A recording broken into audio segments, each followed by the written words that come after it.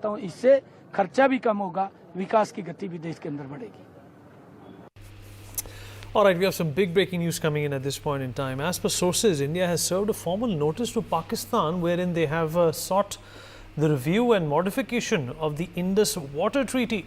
In the formal notice, India argues that fundamental and unforeseen changes in the circumstances require a reassessment of the pact.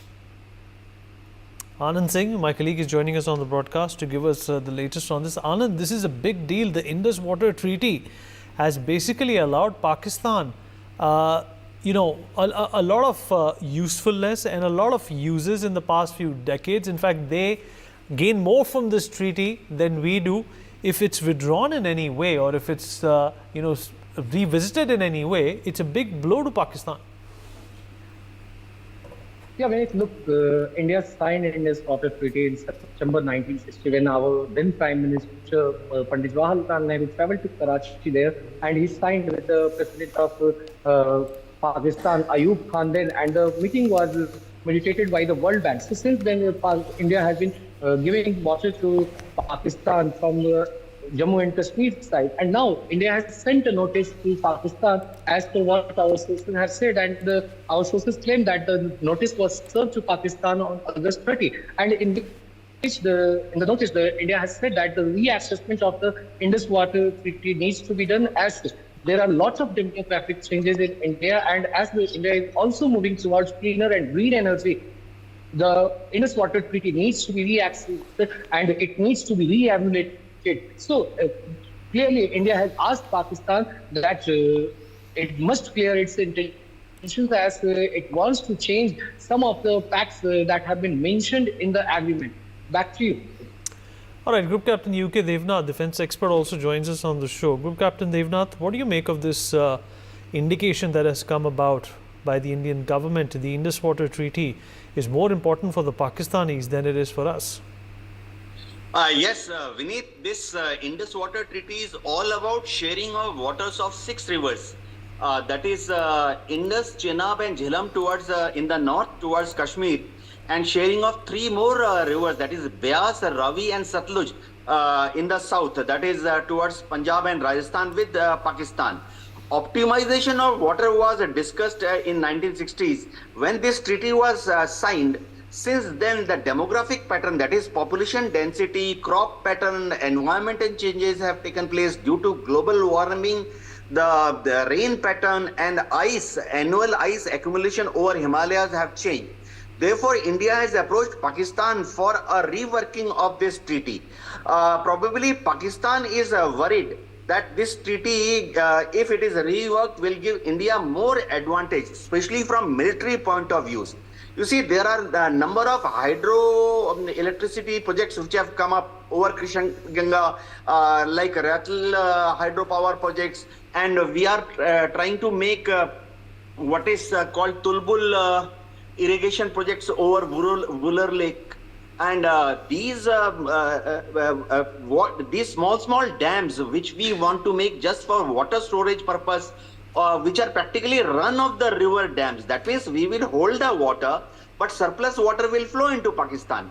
Now Pakistan is worried that in case India wants, then by using these additional dams, India will kind of arm twist or blackmail Pakistan in future.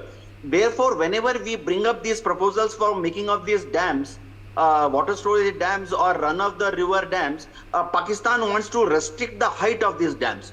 But Vineet, now the World Bank also has given a hint that it will again like to re-arbitrate the entire issue, and if required, will redistribute the water sharing arrangement between India and Pakistan. Yes, Vineet. All right. So let's also talk about why do you think India feels the need to revisit this treaty, revisit this arrangement?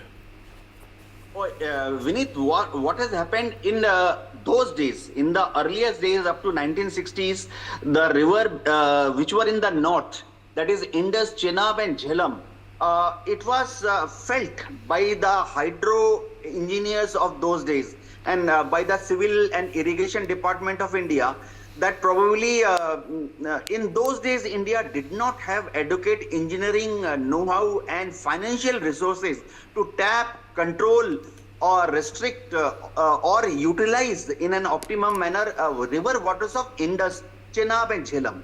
You see, they were in between mountains. They were very, very strong water forces.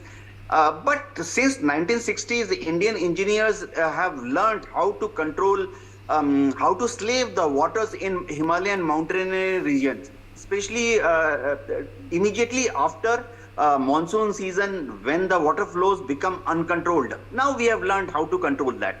Similarly, immediately, December and January and February, there is huge amount of snowfall which takes place in northern Himalayan glaciers towards Karakoram, from where Indus originates. Now, in the month of March and April and May, when summer sets in, the river water level rises so much that in 1960s, Indian engineers felt that we do not have the engineer know-how and skill and probably that kind of a finance to make huge hydroelectricity dams. But now things have changed. Now India has resources. We have that kind of money and engineering skills to make a big 500 megawatt, 1000 megawatt, 1200 megawatt dams over these rivers. So Pakistan should not get worried because we will only use these huge dams for generating electricity, and after the turbine is ran, the rest of the water will, 90% of the water will flow towards Pakistan. So probably Pakistan should not feel very agitated. It should, the treaty has to be signed in a more friendly manner between India and Pakistan. All right. Sir, appreciate you joining us. On that note, we're dipping into a short break. Be right back.